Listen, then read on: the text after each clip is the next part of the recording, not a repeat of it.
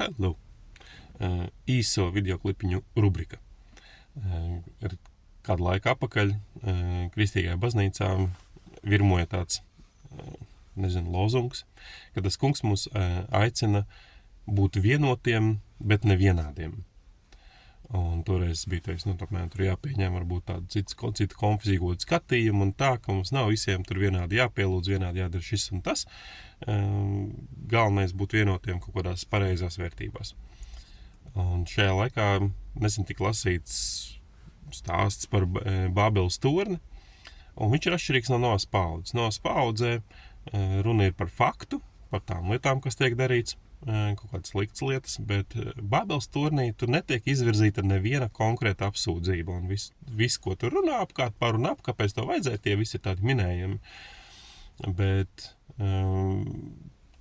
pamatā tur runa par potenciālu, kuram vai nu kurš draud aiziet neceļos, vai kurš varētu nepiepildīties no vēlamā. Un viens no tādiem potenciāliem ir vienotība. 1. Mūzes 11.6, laikam, tur tas kungs saka, ja viņi būs vienoti, un tā, kad ir teikts viena valoda, viena mēle un viss tāds, tas ir par vienotību runa.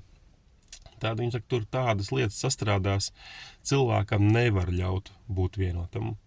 Tāpēc es domāju, ka vienotība viņa ir paredzēta pavisam nelielām cilvēku grupām.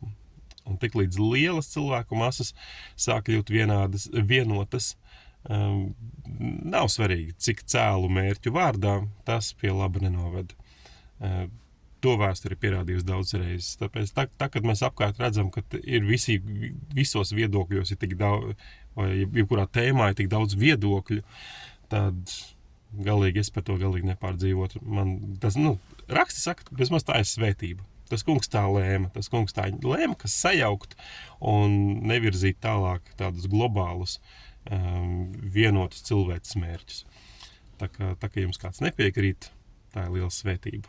Tātad šoreiz nepiekrīt kaut kādu jums vēlamu lietu dēļ, bet varbūt rīt nepiekritīs kaut kādas lietas dēļ, kura vienotības gadījumā sastrādātu kādas muļķības. Un otra lieta, 1. Mūzes 9.1, tur ir teikts, tā kā cilvēkam tiek pavēlēts, ejiet un piepildiet zemi. Bet Bābeles tornī, tā, kad viņi ceļ, tad 11.4, tur viņi saka, ka celsim torni, un viens no šiem te iemesliem, ka netiekam izklīdināti.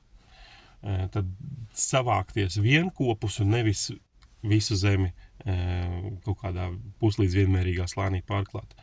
Tad, ja tajā sakarā nesen braucu caur tādu pilsētu Madlienu, un reiz viņa bija cilvēku pilna, un bija forši, tur viss notikās, viss tur bija, riktīgi, viss forši pilsēta.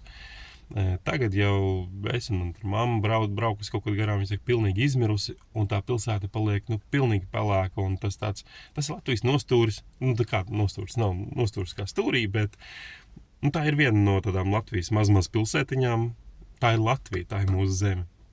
Tur cilvēki nav, un viņi pārvēršās par tādu postažas vietu, par riktīgu postažas vietu. Tur nevajag skatīties nekādas, pamestas pilsētas Krievijā, Amerikā, ka mums Latvijā acīmredzot tādas ir diezgan daudz. Un tā ir tikai viena no viņām. Kaut kad pašā sākumā pie radīšanas ir teikts, zeme, kā tur ir, zeme vēl neizdeva no sevis ne kokus, ne zāli, neko, jo nebija cilvēks, kas to koptu. Zemē ir vajadzīgs cilvēks. Zeme var būt skaista, jauka, mīļa, viņa var tik daudz kā labu dot, ja viņai līdzās ir cilvēks. Ja viņai līdzās cilvēka nav, zeme pati maina savu paskatu. Un man liekas, tā notiek ar tām vietām, kuras kļūst pamestas. Tāpēc man liekas, ir ļoti liela svētība tiem cilvēkiem, kas uzdrīkstās turēt kādus īpašumus nomaļākās vietās, nekoras lielpilsētās, tur centros. Man liekas, ka tur tas kungs dod viņiem kādas lielas svētības. Un vēl jau vairāk, ja viņi tur ieguldās un kaut ko ar to visu dara, zemei vajag cilvēku vienmērīgi pa visu pasauli. Nevis tādas lielpilsētās, un tad vispārējais ir pamests. Tās divas lietas, kas man likās, nepārdzīvojiet, nepiekrīti, vienotība. Vienotībai ir otra puse. Un reizēm labi tādas nav. Un jā, pašam nav zeme laukos, bet man liekas, tā ir liela svētība tiem, kam tāda ir. Šilam?